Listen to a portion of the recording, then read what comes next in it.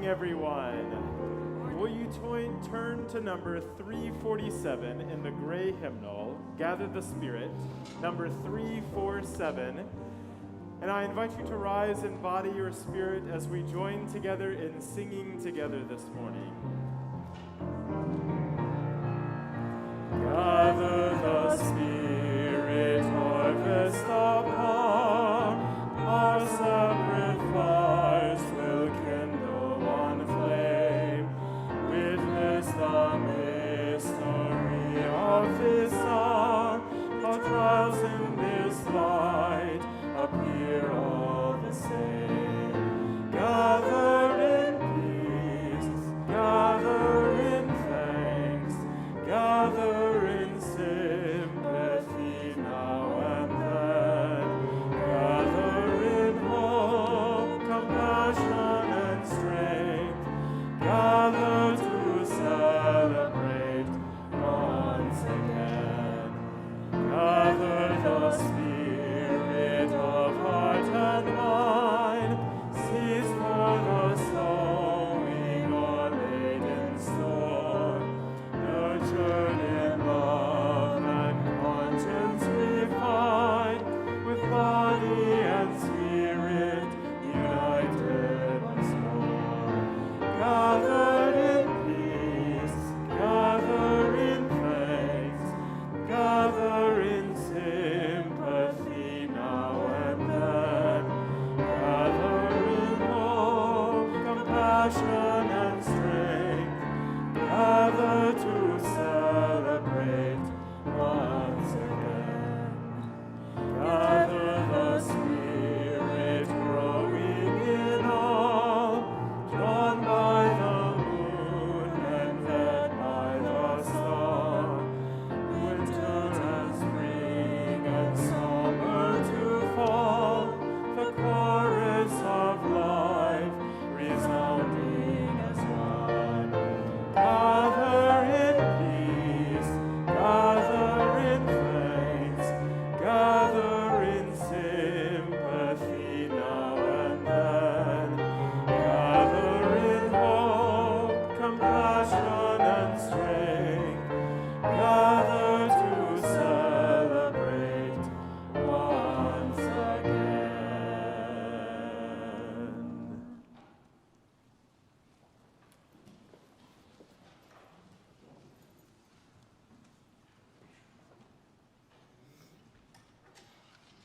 Good morning.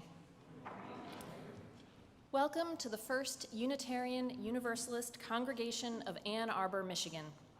We are delighted that you have chosen to spend your Sunday with us, whether in person, on the live stream, which seems to be back up and running, or watching on demand.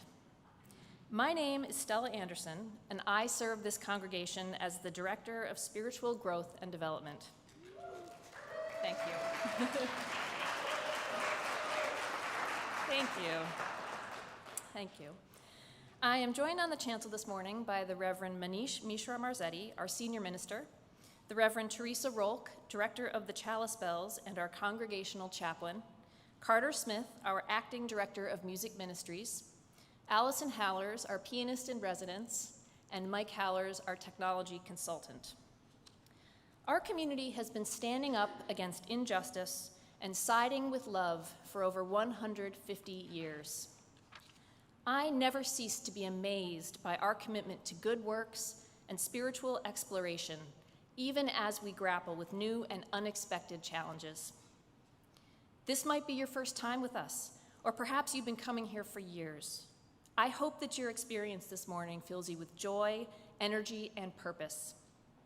After every service, we host a newcomer welcome in the Jackson Chapel, which is just out these double doors on the right-hand side past the social hall. This is a wonderful chance to meet other congregants and staff, ask questions, and make connections. I also invite you to fill out the newcomer survey on our website so that we can get to know you better and connect you to other UUs in our community. You can find the survey at uuaa.org/newcomersurvey. Our community is bustling with energy and action, from multi-generational services to owl retreats, from a capital campaign to an upcoming benefit concert. On Saturday, May 21st, from 7 to 9 p.m., the UUAA will welcome folk artist, musician, and prolific storyteller Tret Fury for a special performance to raise money for relief efforts in Ukraine. Admission is free, though donations are requested. 100% of the funds collected will go to direct aid via FEM Fund. The event will have limited seating and requires pre-registration. You can find the link on our website or in our weekly news or the monthly newsletter or in the SGD bulletin. On this first day of May, our Muslim siblings around the world are preparing for Eid al-Fitr, the festival of breaking the fast. The end of Ramadan is marked by the sighting of the new moon, a timeless shared experience for Muslims across the globe. Imagine the power and connection embodied in a collective worldwide search of the night sky for the first glimpse of the crescent. Today also marks the pagan holiday of Beltane, which celebrates the peak of spring and the coming summer. The festival is commemorated with bonfires, fertility rituals, maypoles, and dancing. Every faith tradition nurtures beauty in unique and meaningful ways. Every one of us nurtures beauty in unique and meaningful ways, because beauty is essential and foundational to living a meaningful life. We know this in our hearts. And yet, is there a more difficult word or idea to define than beauty? I keep coming back to Supreme Court Justice Potter Stewart's words, "I know it when I see it," although he was talking about something else entirely. But really, we know it when we feel it, right? Because beauty is something we experience. Beauty is communal and individual, sensory and abstract, tangible and ephemeral. Beauty can be found in the eye of a whale, the curve of a Degas sculpture, the joy of queer teen love on Heartstopper on Netflix, a sunset over Lake Michigan. The philosopher Plato said that the contemplation of beauty causes the soul to grow wings. What does it mean to nurture beauty in our lives? As we move through this month, I invite you to open your mind and heart to new ways of contemplating and nurturing beauty. Perhaps the following questions, posed by author Micha Archer in her wonderful picture book, Wonder Walkers, can be your guide. Is the sun the world's light bulb? Is fog the river's blanket? Do mountains have bones? Are trees the sky's legs? Are branches trees' arms? Is dirt the world's skin? Are roots the plant's toes? Do caves have mouths? Are shells the shore's necklace? Is the ocean the world's bath? Are rivers the earth's veins? Is the wind the world breathing? Is rain the day's tears? Is the moon the world's nightlight? I invite you to take these new perspectives with you this morning and beyond as we move more deeply into today's service. We are gathered for worship.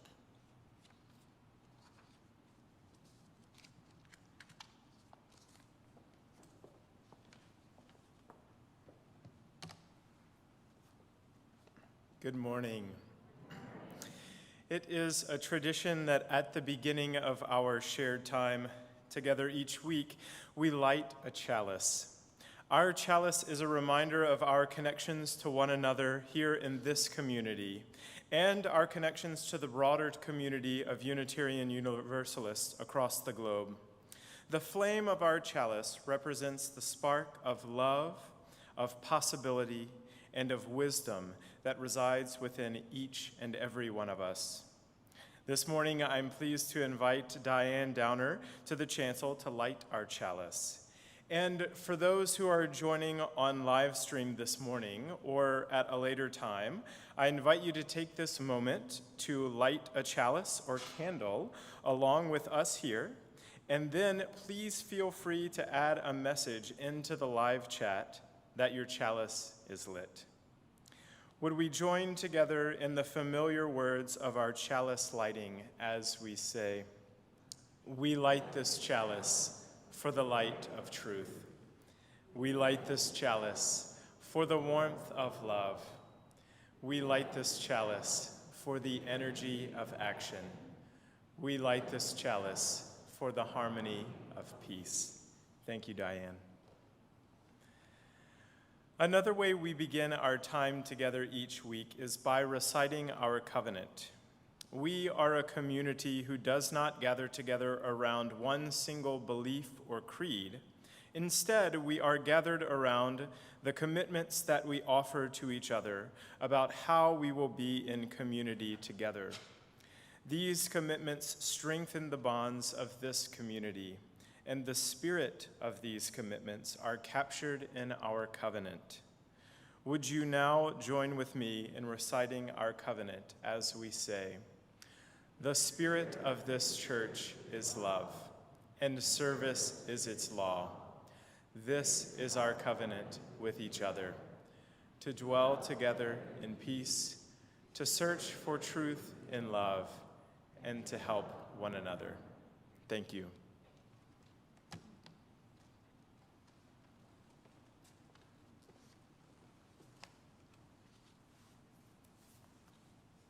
Good morning. This Sunday, we're going to be honoring an outgoing staff member. I'd like to invite into the pulpit to join me here, Edlin and Don Hackney. Don is completing his service on our staff team.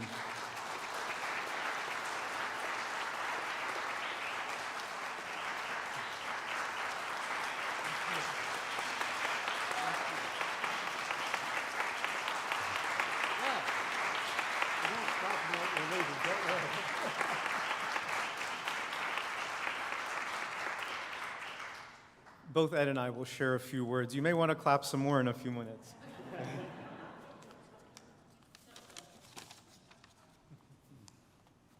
Yes, I just assured Don that we were not clapping because he's leaving. That's it. But there are countless reasons I can give to you why working with Don was such a pleasure. But I'd like to focus just on two. First, Don takes a real pride in what he does, the work he does, all of the work he does, everything. This sanctuary, for example, we used to have the chairs and the rows and the hymnals laid out, and everything was fine. But when Don came, we got the aisles aligned with the railings here and all the correct spacing done, and then Don kept it that way. He made a 6-foot pole or something just so he could automatically do all his measurements as he was walking around to keep this sanctuary just the way it was set out to be, and the difference was noticeable. The space has never looked better because he had pride in the finished product, and that's the way he wanted it to look. The other attribute I wish to mention was his easy accessibility. Imagine, Don's walking down the hallway one Sunday morning and he hears, "Don, can you help me with something?" As he joins the requester to fix something on the way, another, "Don, can you help me with something?" Or the trifecta, another, "Don, can you help me with something?" The land of 1,000 bosses. And he would wind up helping everyone cheerfully and graciously because he wanted to help and because he likes you, hence his easy rapport with all of us. Don genuinely cares about this community, and that care was always on display. So thank you, Don, for all your contributions. This congregation is better because of your work and your example.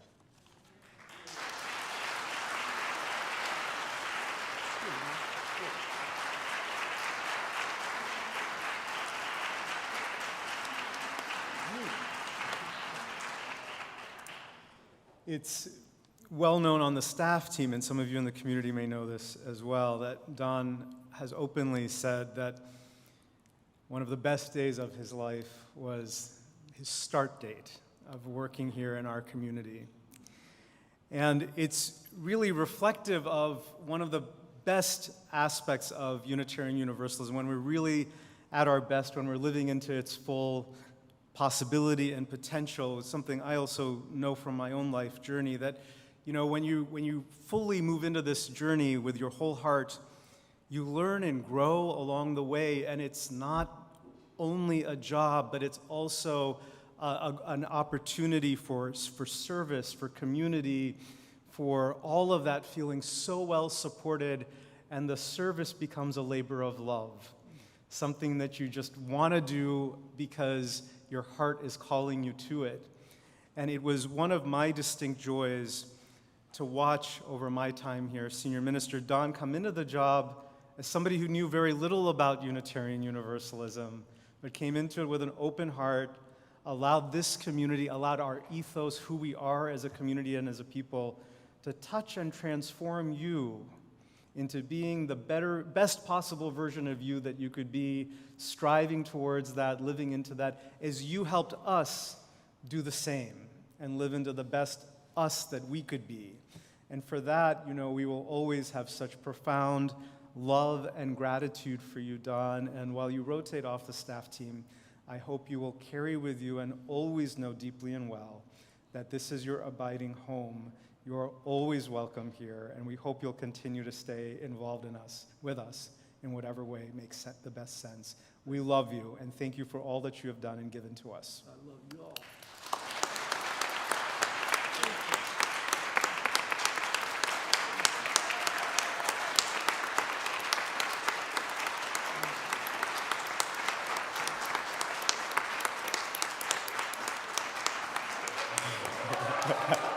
So,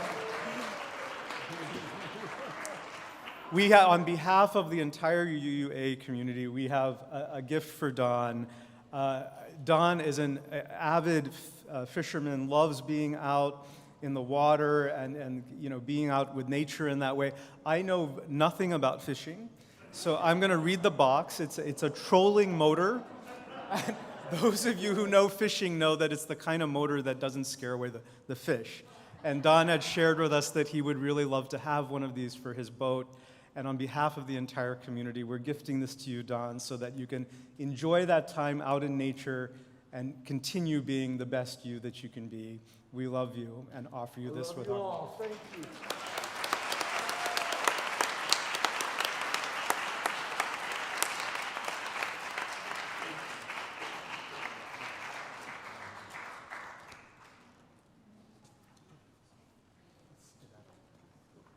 Thank you all. I forgot to mention, Don will be in the social hall with us after the service, and so please join us in the social hall for cake and additional opportunities to more personally share your thanks and appreciation with him.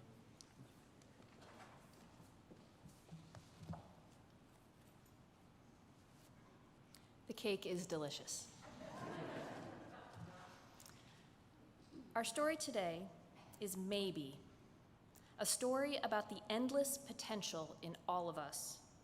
Written by Kobi Yamada, illustrated by Gabriela Baruch.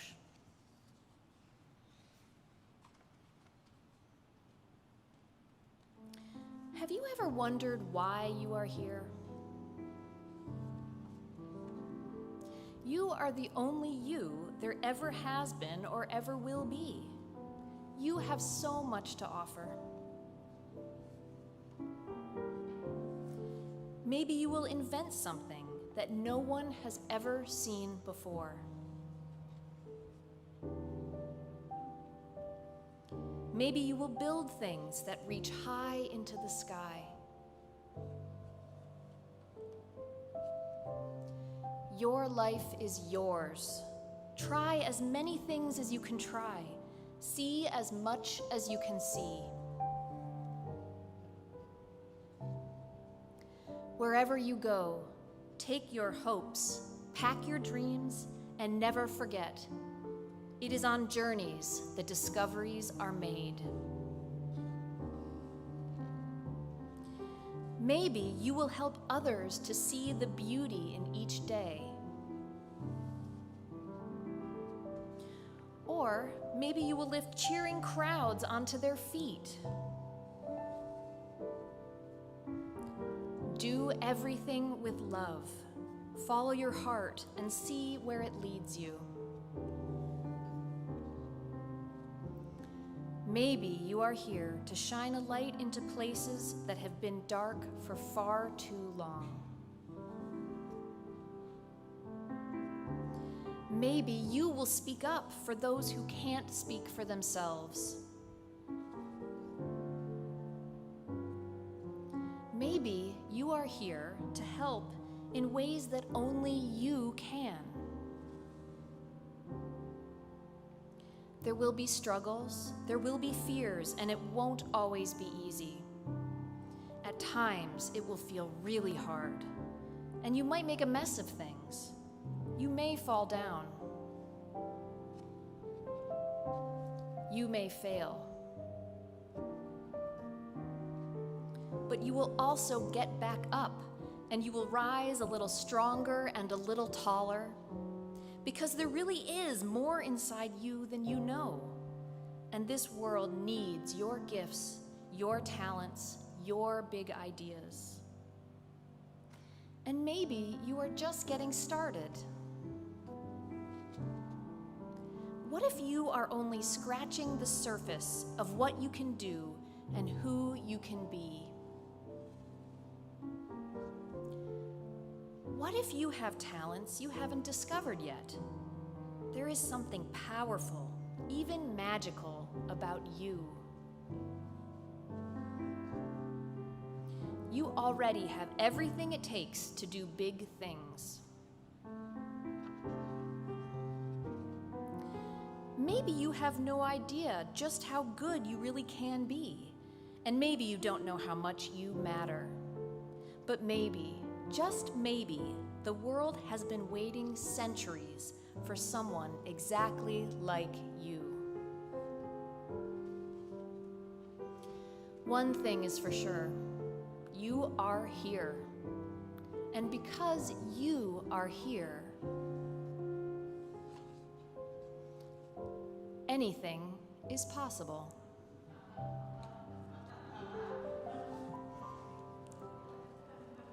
The end.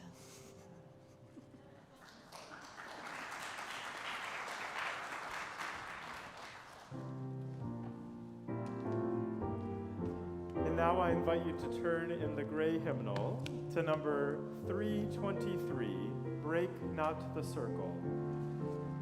And let us rise in body or spirit as we join together in singing. Number 323.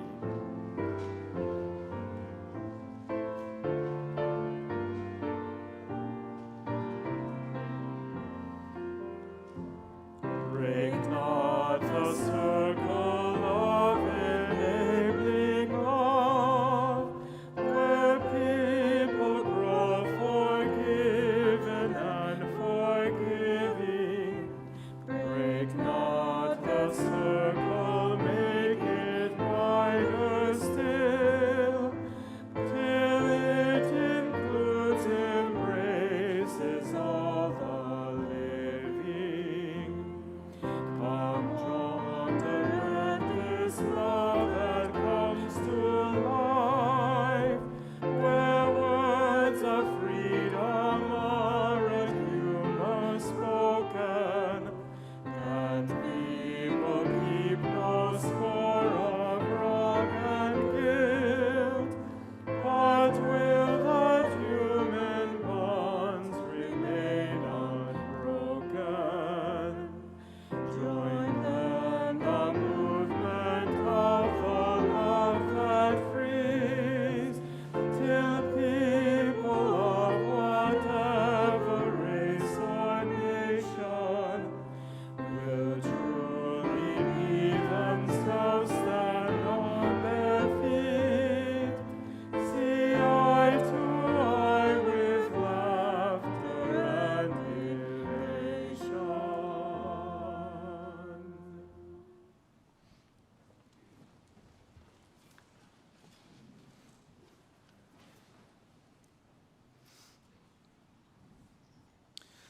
Once each month, our community shares with a justice partner organization our Sunday collection.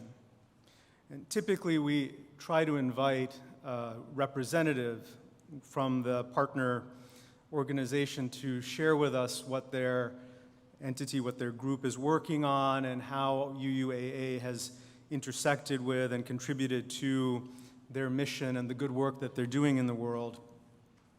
This Sunday, it is my distinct pleasure to speak to you as a member of the Unitarian Universalist Service Committee's Board of Trustees. Our sharing the collection this month goes to the Unitarian Universalist Service Committee, the UUSC.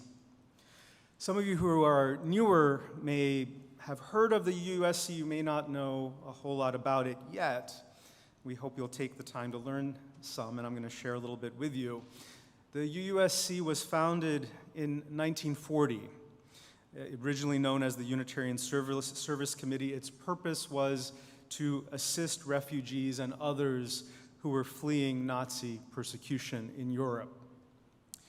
It was founded as a humanitarian organization that developed, in addition, a mission around human rights, and has helped us Unitarian Universalists live into our larger justice commitments, both globally as well as within the United States. Being a board member of the UUSC, I've had some unique vantage points to learn up close how the organization engages in this important work, and it's really beautiful work that we can all be proud of. The UUSC works directly with impacted communities, both in the United States and around the world, communities that are at the center of experiences of humanitarian crisis, oppression, suffering, other hardships.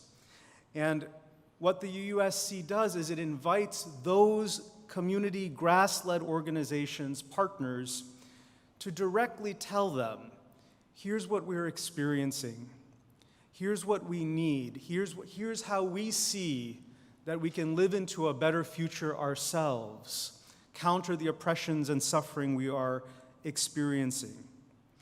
Now, just notice the immense beauty of that model. It's not a model where some folks at the UUSC headquarters in Boston decide that some group of people somewhere is suffering oppression or hardship, and we're going to decide what's needed, and then we're going to send it to you or provide it to you. It's actually the flip of that. It is based on relationship, intentional long-term relationship and mutuality. And then going to the impacted community and saying, you know your life and your experiences, your situation better than we ever could. Tell us what you need, and then we'll figure out how we can show up and partner with you in that, in the needs that you're identifying yourselves. I saw this close up at the most recent UUSC board meetings, which were in February of this year. It was just weeks after the island nation of Tonga had experienced a tsunami, and the UUSC board had invited in grassroots partner organizations from the Pacific, including the island of Tonga, who shared with us exactly what their communities were encountering on the ground, what they needed, what other organizations were already providing, and where the gaps were. This is an excellent, excellent best practices model of justice making, and it is brought alive across 3 strategic priority areas that the UUSC focuses on. The first is migrant and refugee-related justice issues. The next is climate justice and environmental justice. And the third is responding to humanitarian crises, both globally as well as within our nation. And this includes very specifically the work the UUSC is doing to respond to the Ukrainian crisis and the surge in refugees that has been happening. The UUSC represents the very best of what Unitarian Universalism has been and continues to be. It's a beautiful and fascinating thing. Those of you that are longtime Unitarian Universalists, you know we're a very self-critical bunch. We're not shy about letting us, our own, know like what we think is working well and not working well. And you almost never hear a Unitarian Universalist complain about the UUSC. It is a cherished and beloved institution within Unitarian Universalism. We love the UUSC. We love that it exists. We love its mission and the difference that it's trying to make in the wider world.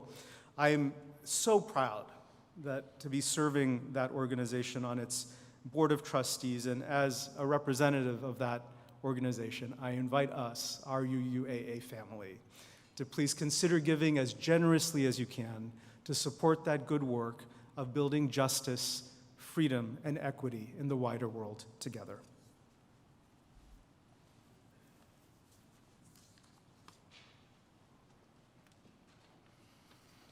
Thank you, Reverend Manish, for that insider look as a board member of the UUSC. This congregation has had a long history of supporting the UUSC, and usually once a year as they're sharing the collection, but every Sunday you can support them by buying fair trade coffee, tea, and chocolate in the social hall. All of the proceeds from those sales go back to the UUSC. So today I'm going to invite the ushers to come forward. Your offering today will support this important organization and its mission. You may give online at uuaa.org/giving. You can put checks or cash into the baskets as they come by, or you can text UUAA to 73256. Today's offering will be gratefully given and received.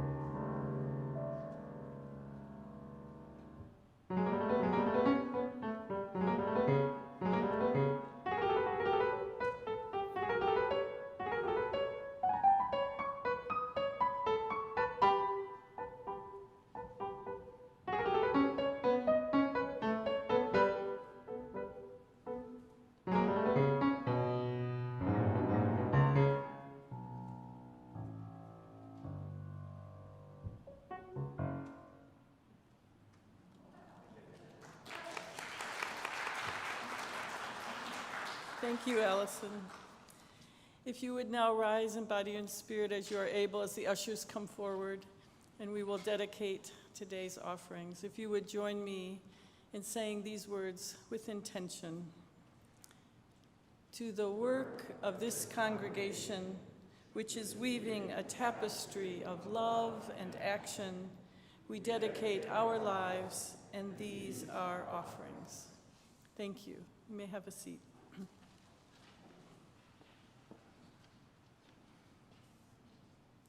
Today's reading is from the book The Next Step in Religion by Dr. Roy Wood Sellers.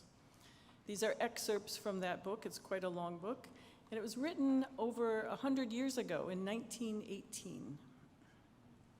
He says,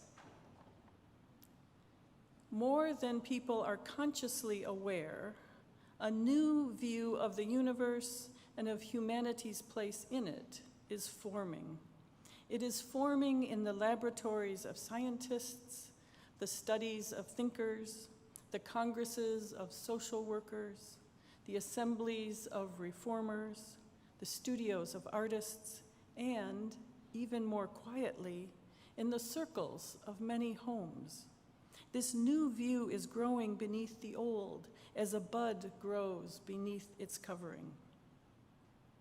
As a matter of social psychology, I doubt that a people which is unwilling to look carefully to the framework of its social and spiritual edifice can build a noble mansion. Mechanical efficiency and cleverness will not be enough for this task of spiritual creation. We must find lasting values around which to build a humane life. The positive note of this present work can be given in a few words. Religion is loyalty to the values of life. The idea of the spiritual must be broadened and humanized to include all those purposes, experiences, and activities which express human nature. The spiritual must be seen to be the fine flower of living, which requires no other sanctions than its own inherent worth and appeal.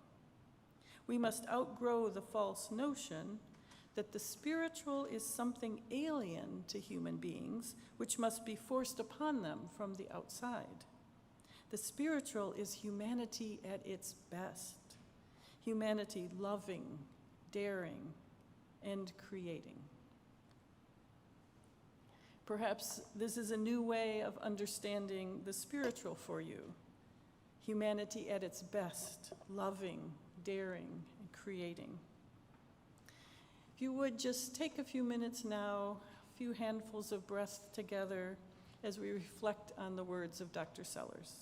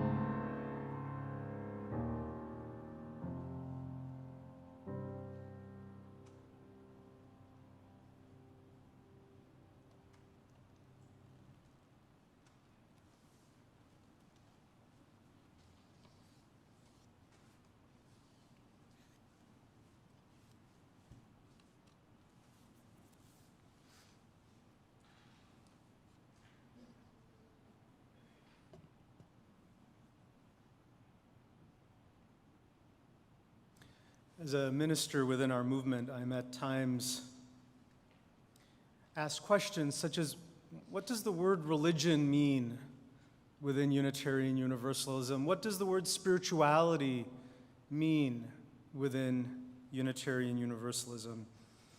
And here in the reading we just heard from Reverend Theresa, Dr. Roy Wood Sellers, longtime professor of philosophy at the University of Michigan, he gives us some answers.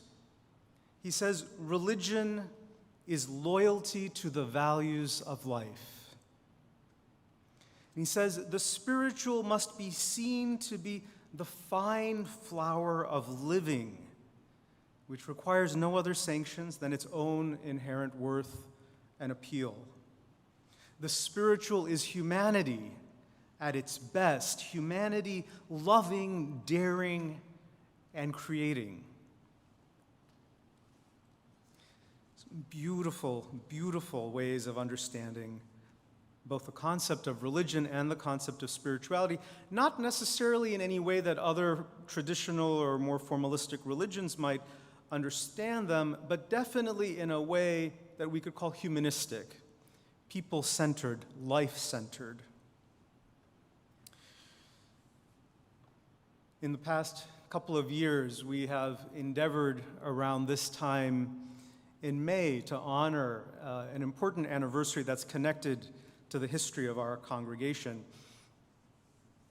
Dr. Sellers was a member of this community, of our community, UUAA, and was one of the principal authors, alongside another individual named Reverend Raymond Bragg, in drafting what was called a Humanist Manifesto. In the first week of May of 1933, it was published. So that's an interesting thing just in and of itself. It's often colloquially referred to as the article, the Humanist Manifesto. It's not actually. The philosophers and thinkers who very intentionally framed that document did not use the article the, they used the article a Humanist Manifesto, to indicate, to represent that it is not a fixed knowledge that shall never change and shall be eternally valid for all time to come, but rather expression at the time of human understanding that they fully understood would evolve and grow and change with time. A Humanist Manifesto, not the. And I want to share with you, so many of us in Unitarian Universalism, we're aware that there is something called a Humanist Manifesto, but we may not necessarily know, some of the salient parts of it. I'd love to share some of it with you today. What I'm going to do, I'm going to share this specific language in it, and then I want to give you my little bit of interpretation or take on it. One of the points, directly drawing on what you just heard from Dr. Sellers' other writings, quote, "Nothing human is alien to the religious. It includes labor, art, science, philosophy, love, friendship, recreation, all that is in its degree expressive of satisfying human living. The distinction between sacred and secular can no longer be maintained." I.e., my take, everything is, quote, in air quotes, sacred. Everything is worthy and potentially worthy of reverence, deep presence, deep appreciation. Beauty abounds in many, many facets of human living. There's no distinction between what is secular and what is sacred. It's about satisfying human living, which finds expression in a multitude of ways and forms. Therefore, what we may refer to as religious or spiritual is all-inclusive and all-encompassing. Another point from the manifesto, quote, "A religious humanism considers the complete realization of human personality to be the purpose of a human being's life and seeks its development and fulfillment in the here and now." Many of us who have been UUs for some time, we know that one of the central foci of our faith is our ongoing process of learning and growing over time. This kind of self-actualization. We support that. It is integral to our understanding of what it means to be human. And the little bit of a twist here, if you think of religious understandings from 100 years ago, well, today too, there can at times be an otherworldly or afterlife focus. This understanding is very much about the here and now. That we are in fact focused on being the best people we can be here and now. We're concerned with the quality of life for us today, in the here and now, and trying to cultivate and improve that for ourselves individually as well as collectively. The manifesto goes on, "Humanism will take the path of social and mental hygiene, social and mental cultivation, health rigor, and discourage unreal hopes and wishful thinking." I love this one. If there are any Gen Xers out there, like me, you probably love this too. Because we were the whole generation where the catchphrase was keep it real or let's get real. So Dr. Sellers, he was not just a professor of philosophy. His area of specialty was epistemology. I would not encourage anyone to study the field of epistemology unless you're a philosophy major. It is very dense and often hard to follow.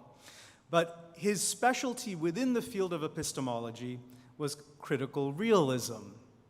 And so here we see Dr. Sellers' interest in life as it actually is, not pretending it's something different, not wishing it were different, not ignoring it, not yearning for something that had been that no longer exists, but meeting it head on as it is today in its reality. Goes on to say, the manifesto, believing that religion must work increasingly for joy in living. What a beautiful turn of phrase. Religion must work increasingly for joy in living. Religious humanists aim to foster the creative in human beings and encourage achievements that add to the satisfaction of life. I love this. In this day and age when so much feels hard, challenging, difficult, these things we have to get through, such as the pandemic, this is a reminder that we were not embodied in this way, shape, or form, the product of our forebears and ancestors. We didn't come here just to suffer through life. We came here to experience the beauty and joy of it. And that beauty and joy, as Sellers captures it, it's often expressed through our creativity. Live into that highest potential, figure out who you are, then push the edges of creative expression of it. And through those accomplishments, achievements, whatever they may be, that unique creative expression of each of us, of you as you, we find satisfaction, we find meaning, we find joy in human living. Now we get to some really good ones. I love these next ones. They're my favorite. Humanists are firmly convinced that the existing acquisitive and profit-motivated society has shown itself to be inadequate, and that a radical change in methods, controls, and motives must be instituted. A socialized and cooperative economic order must be established to the end that the equitable distribution of the means of life is possible. The goal of humanism is a free and universal society in which people voluntarily cooperate for the common good. Humanists demand a shared life in a shared world. It goes on to say, we assert that humanism will affirm rather than deny, will affirm life rather than deny it, seek to elicit the possibilities of life, not flee from them, and endeavor to establish the conditions of a satisfactory life for all and not merely the few. End quote. I love these sections of the manifesto.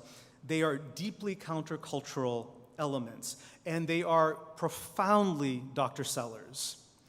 His philosophical, ethical understanding and approach was deeply anti-materialistic. And keep in mind, he's writing 100 years ago, thereabouts, and noticing the United States of 100 years ago was moving into a form of selfish and self-centered capitalism that worked against the greater good, that worked against the overall needs of humanity, of society. And what he was saying here is that we need to care about social welfare. I love this because, so actually the word he uses is socialist and socialism. Now, in contemporary civil political discourse, socialism is equated with communism and Marxism for the political benefit of those who want to portray it that way. But those of us who have taken the time to actually study political history know that communism and Marxism are different and distinct. It's not the same thing as caring about social welfare. The United States, in our own country and nation, if we care about having unemployment benefits, that's a social welfare program. That's a socialist program. If we care that parents should have time off to care for a newborn, that's social welfare. that's a socialist benefit. If we believe that insurance providers should provide fair and equitable access to all for mental health coverage, guess that's a social welfare concern. That's a socialist-style concern. So our political and economic system already includes and integrates key elements of socialistic care, social welfare, concern for social welfare. What Dr. Sellers was noting almost 100 years ago was that it's not enough. And what's ensued in the 100 years since then? The deepest levels of social and economic inequity that in the history of this country. What he was seeing as a danger 100 years ago is the worst it has ever been in the history of this society and nation. He was right. He was right 100 years ago to name these foreboding ills as ills because they are. We have legitimized in the history of this nation hoarding and selfishness like no other nation ever has. So I stand with Dr. Sellers in saying that the common good matters. And in fact, it matters greatly. It is part of how we find meaning and satisfaction in our own individual lives. A satisfactory life for all, not merely the few. Dr. Sellers goes on in his other writings to speak about how we might live into these kinds of commitments. And he says that there are both personal conditions and societal conditions that are needed to live into kind of this highest good that might be possible. And in fact, that's my language. His language is to live into, quote, a spiritual life, and to live into, quote, salvation. Now, he doesn't mean salvation in the way traditional religions understand the term salvation. He means it in this humanistic understanding of freedom. Freedom from the fetters of oppression or inequity, living into your own creative potential, discovering who you are and bringing that alive as a gift of service to the world.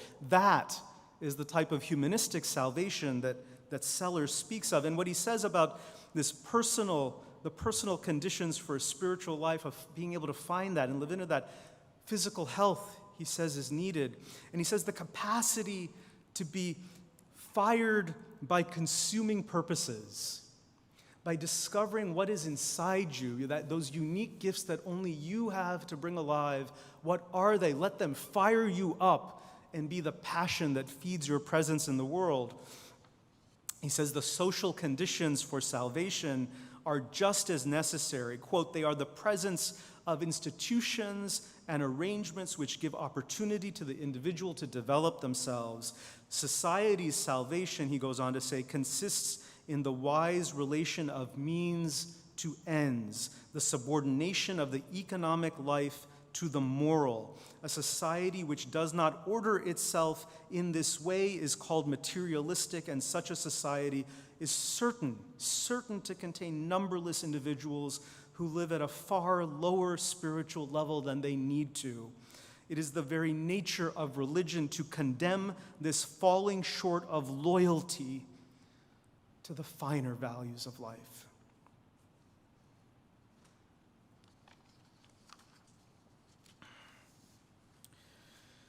I want to join Dr. Sellers' really prescient analysis of the social state of our nation with some thinking by an individual named James Luther Adams. So Dr. Sellers was you could say, celebrity in the field of philosophy, and definitely in the era well known both in our UU community and beyond. James Luther Adams, you'd have to kind of know the field of theology to know about him, but he was absolutely, hands down, the preeminent, most influential theologian in Unitarian Universalism in the past 100 years, and roughly a contemporary of Roy Wood Sellers, a little bit younger in age, but not much. He was a Unitarian parish minister, and he went on from that to teach at multiple academic institutions, including Harvard, Andover Newton, and Meadville Lombard. So James Luther Adams In 1927, at the tender age of 26, he had just graduated from Harvard Divinity School.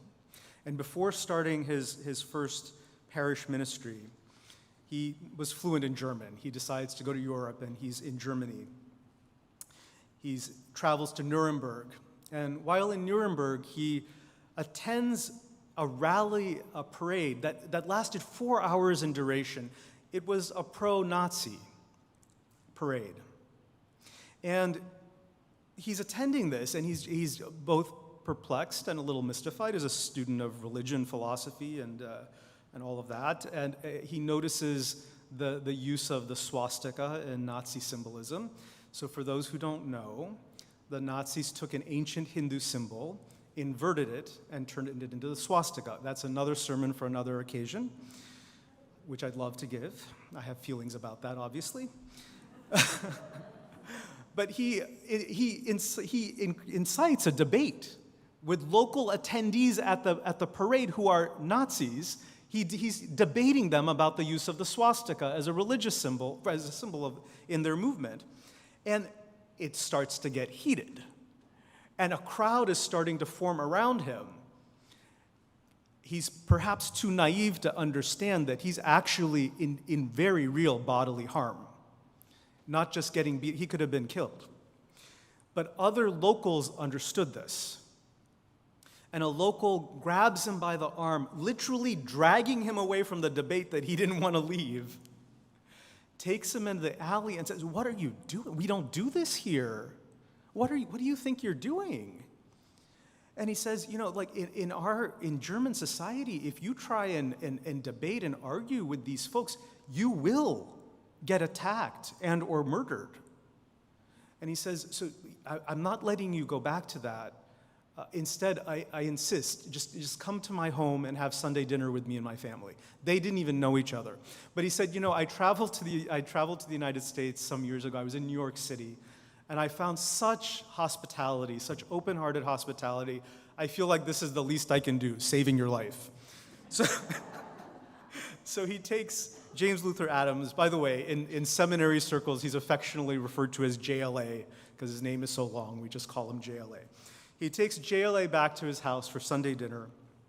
JLA learns that he's an unemployed trade union worker. And this conversation proves to be really pivotal for James Luther Adams. He hears about the economic distress in Germany that is fueling the Nazi movement. And he starts to understand the way that civic and political structures there were being warped and transformed into the service of totalitarianism and authoritarianism. He was deeply disturbed by this, and it made a lifelong lasting impression on him. His key takeaway in some of his writing, he says, totalitarianism and authoritarianism, they abhor voluntary association, because voluntary, meaning free choice, voluntary association, requires the balancing of competing needs, interests, and desires within a democratic framework. And so those who want to function as totalitarian or as autocrats, they don't want that. Those things get shut down, and that's what he heard from the trade union worker. What had been free associations in their society, places where people could gather and talk about current events or their lives, they couldn't anymore with fear. That hence the danger of what JLA was doing in that public space.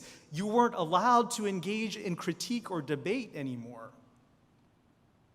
There was real danger in that. Totalitarianism and authoritarianism abhors voluntary association. And this is not only about Nazi Germany, 190 years or 90 years ago. Just this weekend, I was reading an opinion piece in the Washington Post. Direct quote from this weekend's Washington Post. Quote, "Authoritarian governments look strong from the outside, unburdened by the noise and mess of partisan competition and free enterprise, but eventually they fall prey to this inherent weakness. By centralizing decisions and cutting off debate, they render themselves unable to learn and grow.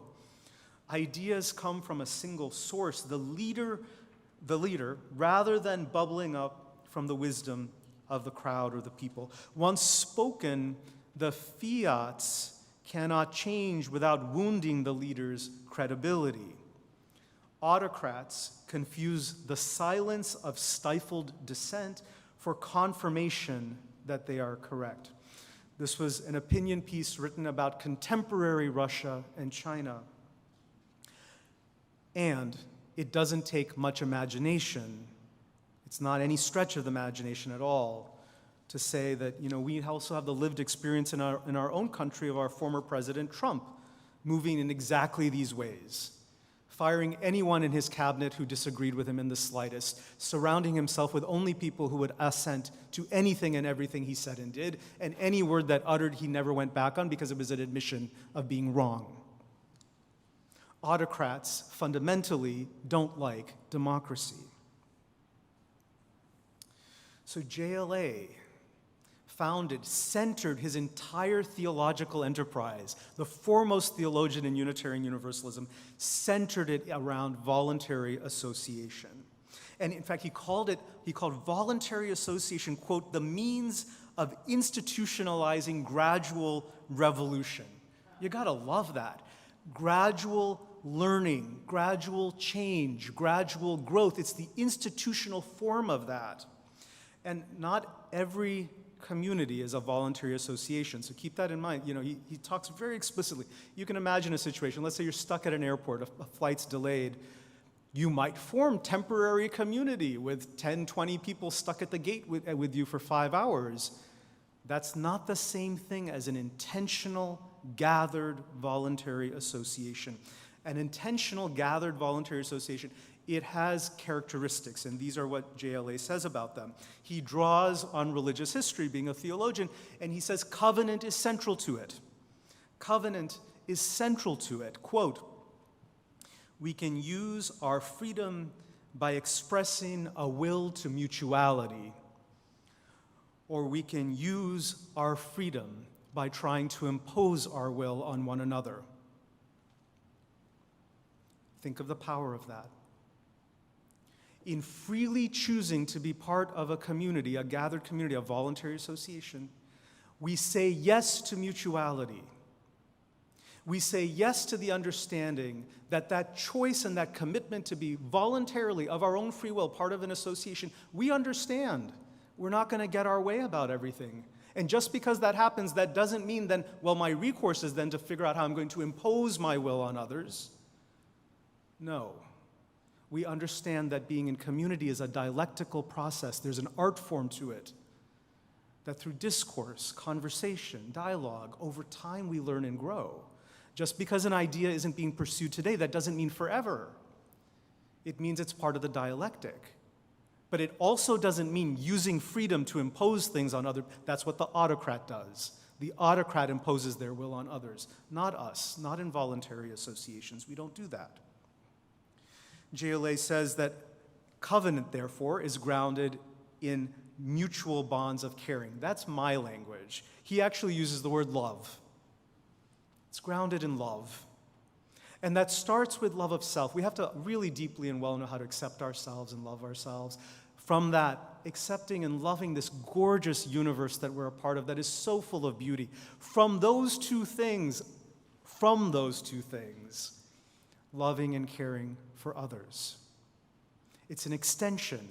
Our ability to deeply engage in mutuality is an extension of our ability to care for ourselves, accept ourselves, and profoundly love the beauty that we're a part of all around us. From that place of covenant and love, relationship, bonds of mutual caring, he says we need to understand and accept. Within a context of voluntary commitment to other people, voluntary association, there will always be tension, conflict, disagreement, disappointment. It is not about winning.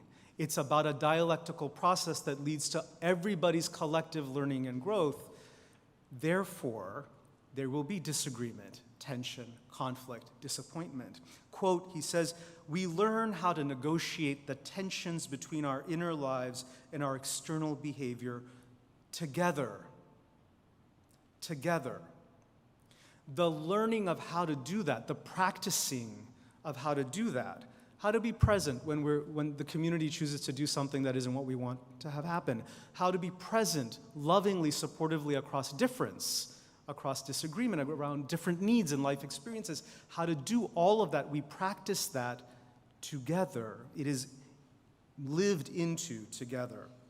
It's part of the learning that happens in voluntary associations. Such beautiful understandings are reflected in James Luther Adams' thinking. And he, as a seminary professor, he went on to be that. He trained an entire generation of Unitarian Universalist thinkers who went on to become the founders of contemporary modern-day Unitarian Universalism in 1961, informing, this is great, I wanted to get to this. What did we found? The Unitarian Universalist Association. Now, colloquially, informally, we call it a denomination because that's what other traditions refer to as their collective body or gatherings. We chose not to do that, and colloquially, it's fine. We understand we aren't really that, but we are an association.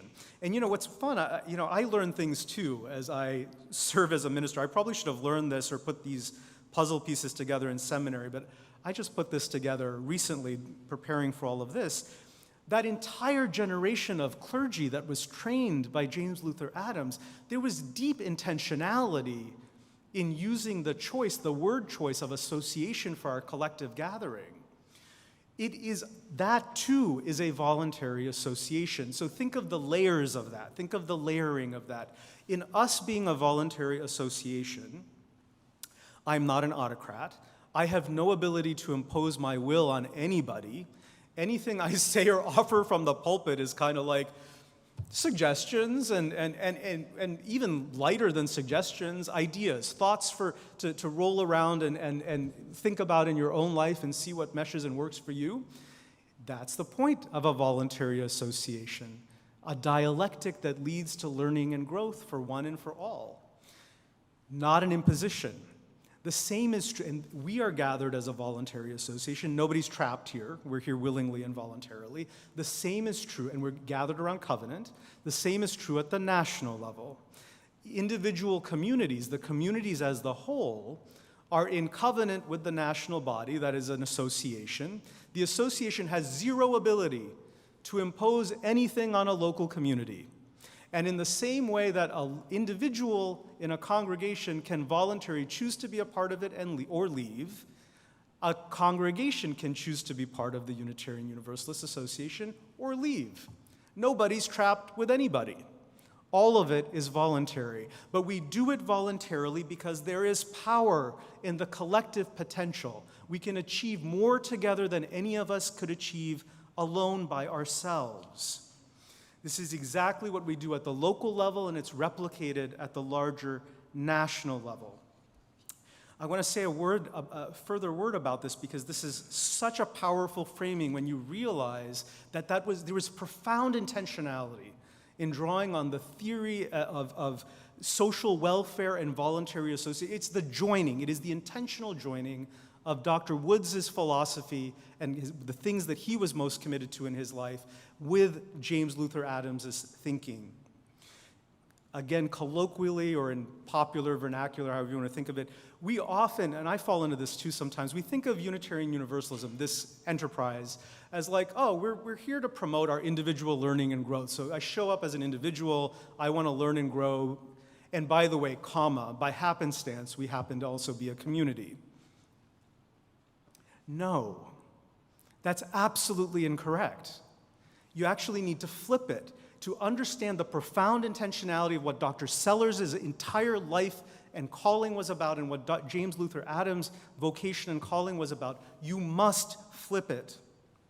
We are not an individual. Unitarian Universalism is not an individualistic pursuit that happens by coincidence or happenstance to have communal dimensions, but rather Rather, it's the exact flip of that. We are an intentional, communal, associational pursuit that furthers the individual and the collective through our commitment to growth and learning. It's a beautiful, beautiful way of understanding Unitarian Universalism, far healthier than the other way around. And look at what's possible. Look at what's possible when we live into that vision of Dr. Sellers and of James Luther Adams. When we live into that vision, we are ready and willing to see and confront reality as it is. We're not the people who are shy about a darn thing. We don't need to pretend we're living in the past. We can look at the realities of today head on. We care about the collective good. We see the rampant justification of hoarding, of selfishness that is rampant not just in our society but globally. We know that's causing profound social harm. We know that it is. And then from those perspectives we respond. We respond here locally as our UU community of Ann Arbor. We respond by saying that, yes, we're committed to addressing climate change and environmental justice. Yes, we are committed to confronting racism and oppression in every and all of its forms. We say that, yes, we are eager and yearning to embrace a vision of radical inclusivity in which each and every one of us is cherished and encouraged to live into our very highest and best potential.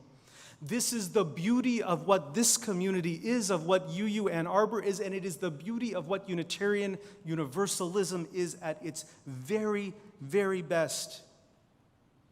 We are inheritors of a gorgeous legacy built by Dr. Woods, by James Luther Adams, and many, many, many others. It is a precious legacy that we should hold dear in our hearts and continue to strive living into.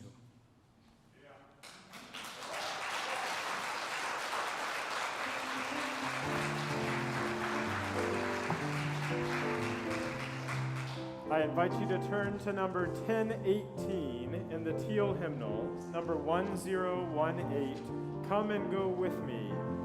And let us rise in body or spirit and join together in singing.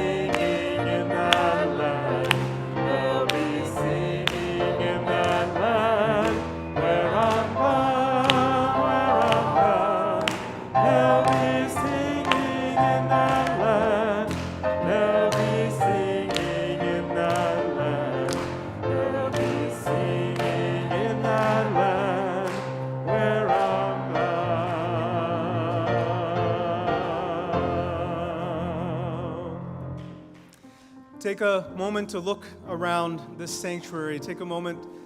Hello to all of those joining virtually and watching on demand later. You're here with us too. These are your companions on the journey. You know, as would-be autocrats want to change the global landscape of our planet, including those would-be autocrats in this nation who wish to divert our democracy and warp it, change it into something it isn't. These are your companions who see that and are fighting against that. These are your companions who are living into a continuing tradition that has always stood against all of those impulses. We choose to be with one another as guardians of democracy, trusting that difference and differences of opinion, of life experience, they make us stronger because we learn from them. We make each other better when we share our lives with deep trust and authenticity. Continue living into that in the week ahead. Bring alive the fullest love that resides in your heart, your caring, your compassion as deeply and as well as you can in whatever walks of life you're traveling. Know that you have an entire community cheering you on in that until we are together again. Go in love and peace. Amen. Blessed be.